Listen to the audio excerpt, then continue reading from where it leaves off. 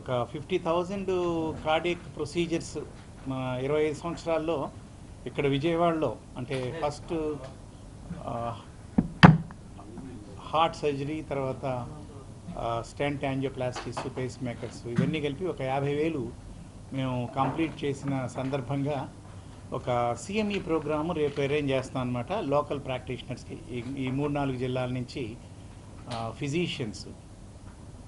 So దీనికి మేము అంటే ఇక్కడ కార్డియాలజీ వింగ్ ఇంత పెద్ద ఎత్తున 1996లో అప్పుడు మొదలుపెట్టినప్పుడు సో డాక్టర్ సోమరాజు గారు, డాక్టర్ ప్రసాదరావు గారు, సో మీకు తెలియకపోవచ్చు, మీ ఫాదర్స్ మీ గ్రాండ్ ఫాదర్స్ వాళ్ళకి they are household names అనమాట. ప్రతి పేషెంటు నిమ్స్ డైరెక్టర్గా చేశారు, NIMS professor of cardiology. So ఆ టైంలో మమ్మల్ని బాగా ఇక్కడ ఎంకరేజ్ చేసి క్వాలిటీ ట్రీట్మెంట్ అంటే మనం పేషెంట్కి ఏది అవసరమో అట్లాగా చేయటానికి అండ్ టెక్నికల్గా బెస్ట్ రిజల్ట్స్ ఇవ్వడానికి మాకు గైడెన్స్ ఇచ్చారు. ఆ తర్వాత సుమారుగా ఒక 100 మంది కార్డియాలజిస్టులు కానీ, సర్జన్స్ కానీ, అనస్థీషియాలజిస్టులు కానీ ఇక్కడ మనకి 50,000 మైల్ స్టోన్ రావడానికి వాళ్ళు చేశారన్నమాట. అయితే ఈ రోజుల్లో మనకేంటంటే ఈ హార్ట్ డిసీజెస్ గురించి గత 5-6 సంవత్సరాల్లో ఈ అండర్స్టాండింగ్, పెథోఫిజియాలజీ కానీ అండర్స్టాండింగ్ కానీ మనం ఎర్లీ డయాగ్నోసిస్ ఎట్లా చేయటం, సో దానికి ఏ రకంగా చేస్తే మ్యాక్సిమం మనం సేవ్ చేయొచ్చు అంటే టైంకి కనుక వస్తే ఇప్పటికి కూడా 50% మరణాలు 1 గంట 2-3 గంటలు ఆలస్యంగా రావడం వల్ల మాత్రమే జరుగుతున్నాయి. సో ఈ సందర్భంగా ఏంటంటే రేపు ఈ ప్రాంతానికే కాదు, అక్కడ హైదరాబాద్ అప్పుడు తెలుగు రాష్ట్రాల్లో కలిసి ఉన్నప్పుడు కొన్ని వేల మంది కార్డియాలజిస్ట్స్ కానీ అలాగే సర్జన్స్ వీళ్ళందరికీ ట్రైనింగ్ ఇవ్వడంలో మన ఇద్దరు కూడా చాలా they have done great service for cardiology. So రేపు మన గవర్నర్ గారి చేతుల మీదుగా ఫెలిసిటేషన్ చేసి సిఎంఈ ప్రోగ్రామ్ కండక్ట్ చేస్తాను అనమాట. ఉదయం 8:30 నుంచి సాయంకాలం 6:30 వరకు.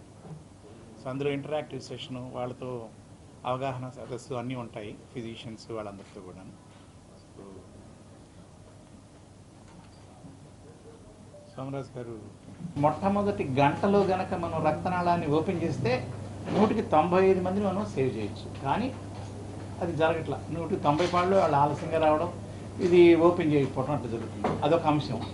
అట్లాగే ఈ దాగున్న గుండె జబ్బుని 10-15 సంవత్సరాల ముందే మనం సబ్ క్లినికల్ ఎథెరోస్క్లెరోసిస్ అంటాం. అది కనుక మనం పట్టుకుంటే ఈరోజు వచ్చేటటువంటి హార్ట్ అటాక్లు కానీ, సడన్గా కార్డియక్ డెత్స్ కానీ ఇవి చాలా మటుకు ప్రివెంట్ చేయొచ్చు. మీరు వింటానే ఉన్నారు ప్రతిరోజు 35 ఏళ్ళ 40 ఏళ్ళ అకస్మాత్తుగా చనిపోతున్నాను. కానీ వాళ్ళకి జబ్బు ఆ రోజు వచ్చింది కాదు, 15 సంవత్సరాల నుంచి ఉంటుంది. అది మనం పట్టుకోవడానికి జనరల్ ఫిజిషియన్స్ వాళ్ళకు కూడా అవకాశం ఉంది. ఈ రోజున టెక్నాలజీ బాగా డెవలప్ అయ్యి ఇలాగా డయాగ్నోసిస్ చేయలేకపోవటం కానీ, లేకపోతే 2-3 రోజులు ఆలస్యం అవటం కానీ ఏం లేదు. విదిన్ 1 to 2 hours మనం డయాగ్నోసిస్ చేయొచ్చు, ఏది దాగున్న జబ్బు లక్షణాలు లేకపోయినా. అట్లాగే హార్ట్ అటాక్ వస్తే మొట్టమొదటి గంట ప్లాటినం 10 minutes అంటాం, ఈసీజీ 10 నిమిషాల్లో తీయాలి, దాన్ని రీడ్ చేయాలి, వెంటనే ట్రీట్మెంట్ స్టార్ట్ చేయాలి, అండ్ 60 minutesలో వెసల్ ఓపెన్ చేయాలి. ఆల్మోస్ట్ మెజారిటీ పీపుల్ సర్వైవ్ అవుతారు డ్యామేజ్ అవ్వకుండా. అది చాలామందికి తెలియదు. గ్యాస్ ఈరోజు నిన్న ఎవ్రీడే మాకు ఎవరో ఒకళ్ళు ఆలస్యంగా వస్తూనే ఉంటారు. కొంతమందిని సేవ్ చేయగలుగుతాం, కొంతమందిని సేవ్ చేయలేము. కానీ ప్రతిరోజు జరుగుతానే, ప్రపంచం అంతా జరుగుతుంది, మీరు కూడా చూసే ఉంటారు ఈ మధ్యన. సో ఇండియాలో ఏంటంటే 40 సంవత్సరాల లోపే 25% మందికి హార్ట్ అటాక్స్ వస్తున్నాయి. అట్లాగే 50 సంవత్సరాల లోపే 50% మందికి వస్తున్నాయి. అమెరికాలో లాగా కంటే కూడా 15 సంవత్సరాల ముందే వస్తున్నాయి. ఈ యంగ్ హార్ట్ డిసీజ్ మీద కూడా రేపు ఫోకస్ చేస్తున్నాం. అసలు ఎలా మీరు పట్టుకోగలుగుతారు, ఇదివరటి కంటే ఏమేమి అంటే టెక్నాలజీస్ వచ్చినాయి, వాటిని కరెక్ట్గా ఉపయోగించాలి. అంటే టెస్ట్ అనేది, స్క్రీనింగ్ టెస్ట్ అనేది ఇందాక సోమరాజు గారు చెప్పారు, అనవసరంగా ట్రెడ్మిల్ టెస్ట్ చేయకూడదు అని. ఈ రోజున అదే ట్రెడ్మిల్ టెస్టులు కానీ, స్ట్రెస్ టెస్టులు కానీ ఎక్కడ ఎంతవరకు ఉపయోగించాలనే దాని మీద కూడా రేపు క్లియర్ కట్గా అంటే కొంచెం గైడ్లైన్స్ వచ్చినాయి ఈ లాస్ట్ ఇయర్. అవన్నీ కూడా అప్డేట్ చేయబోతున్నాం.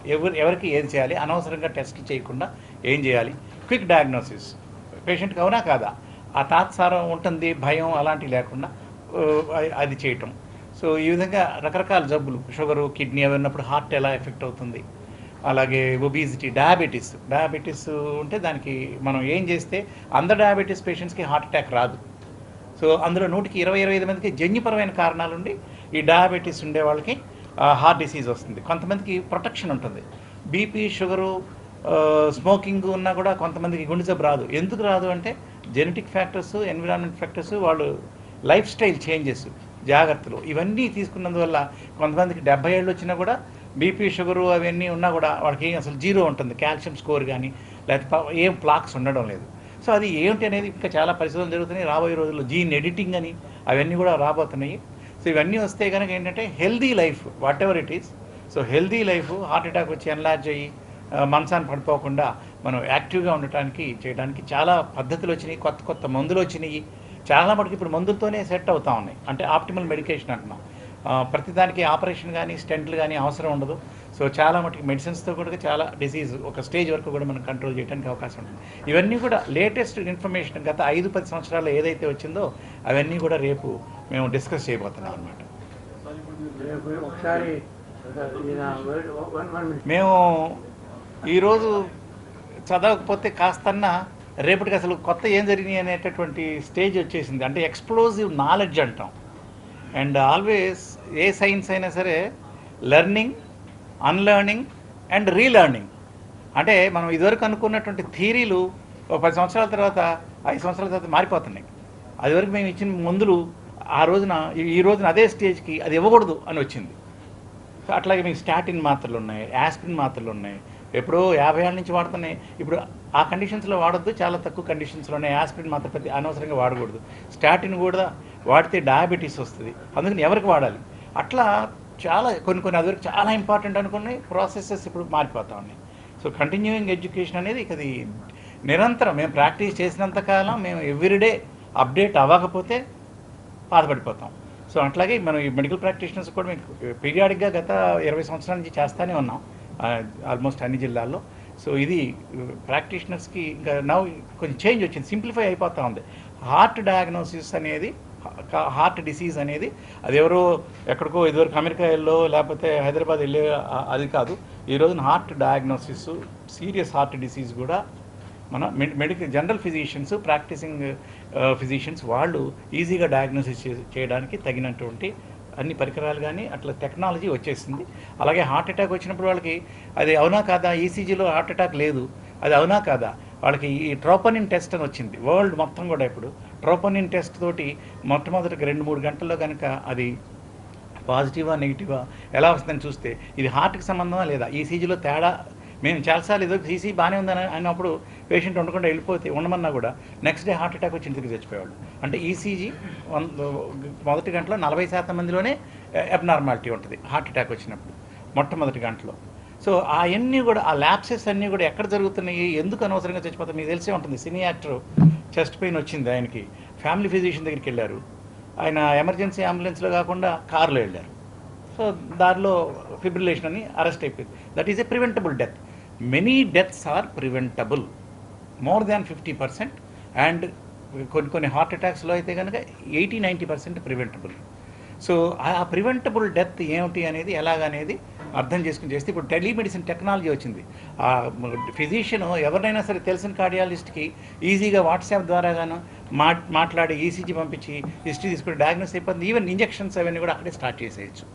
సో ఈ టెలిమెడిసిన్ టెక్నాలజీని, సెంట్రల్ కమాండ్ స్టేషన్స్, ఐసీయూ టెక్నాలజీని ఉపయోగించుకుంటే కూడా వాళ్ళు చాలామంది వాళ్ళ పేషెంట్స్ని సేవ్ చేసుకోవడానికి, వాళ్ళ హాస్పిటల్ నుంచి కూడా సేవ్ చేసుకోవడానికి అవకాశం ఉంటుంది. సో ఇవన్నీ కూడా రేపు ఆ టెలిమెడిసిన్ కూడా ఎలా ఉపయోగించాలి అవి కూడా రేపు మేము అవగాహన సదస్సులో అన్నీ వాళ్ళతో చర్చించబోతున్నాం. ఏంటండి హార్ట్ అటాక్స్, సడన్ డెత్స్ ముందు ఏమి సిగ్నల్స్ రావు. రకరకాల ఏజ్లో రకరకాల జబ్బులు ఉంటాయి. కానీ మన దేశంలో అయితే 30 సంవత్సరాలు దాటిన వాళ్ళకి దాదాపు 80-90% ఈ కరోనరీ ఆర్టరీ డిసీజే. ఇప్పుడు 20-30 మందికి మేము మొన్న 19 సంవత్సరాల ఇంజనీర్కి స్టెంట్ వేసాము. ఏది అంటే heart attack, massive heart attack వచ్చింది. సో అది అందుకని మన భారతదేశం జన్యుపరంగా చాలా తేడాలు ఉంటాయి అన్నమాట. సో ఎథనిసిటీ అంటాము.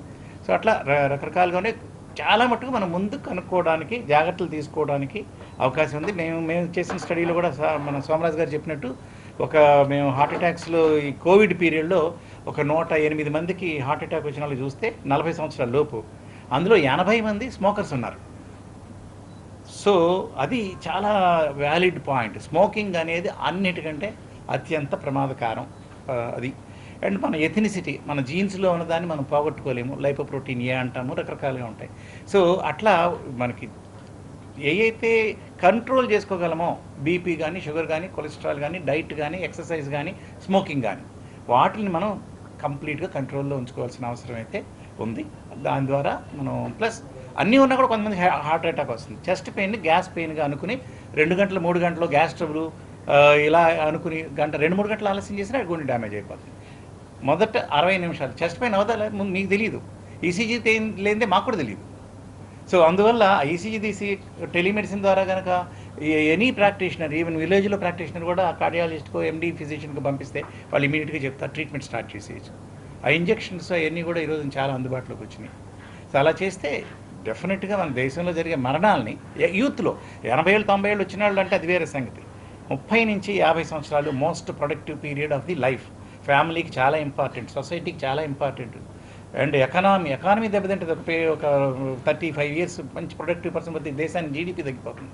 సో ఇవన్నీ కూడా దృష్టిలో పెట్టుకుంటే ఒక పర్టికులర్ ఫోకస్లో కనుక వెళ్తే తక్కువ ఖర్చుతోనే మనం ఎక్కువ శాతం ఈ జబ్బుల్ని, మరణాలని మనం నివారించడానికి అవకాశం ఉంటుంది. ఇవన్నీ కూడా వివిధ అంశాలు, సుమారు 20-25 రకాలైనటువంటి కేసెస్ రేపు కేస్ డిస్కషన్స్లో పెట్టి we're leaving it open for the physicians and cardiologist to discuss. వాళ్ళ ఎక్స్పీరియన్స్ షేర్ చేస్తారు.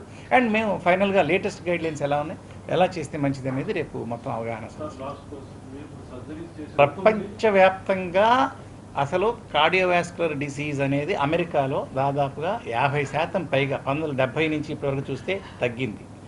మన దేశంలో అంటే ఎకనామికల్లీ మెయిన్గా లో education, socio economic status, income తక్కువ ఉండే దేశాల్లో ఈ అంటే లో ఇన్కమ్ గ్రూప్లోనే ఎక్కువ మరణాలు సంభవిస్తున్నాయి. ఇంకా రైజ్లో ఉంది. మనకి దాదాపు మీకు చూసుకుంటే కనుక మోర్ దాన్ 27% ఎంతో ఇంక్రీజ్ అయింది ఈ లాస్ట్ 1.5 డికేడ్స్లో. అది కారణం ఏంటంటే అవగాహన రాహిత్యం అండ్ పెరిఫెరీస్లో సరైనటువంటి వైద్య వ్యవస్థ లేకపోవడం.